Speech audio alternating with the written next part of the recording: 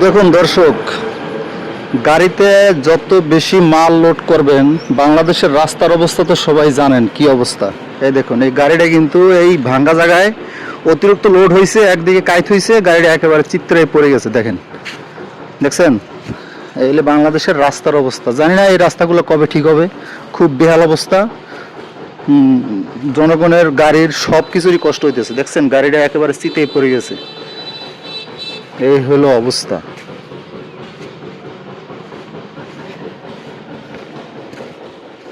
কি চিত্রে পড়ে গেছে? আরে, লোড বেশি হওয়ার কারণে মনে হয় এটা হয়েছে। আপনাকে কোনো ক্ষয়ক্ষতি হয় নাই? আপনাকে কোনো ক্ষয়ক্ষতি হয় নাই তো? এই হলো অবস্থা।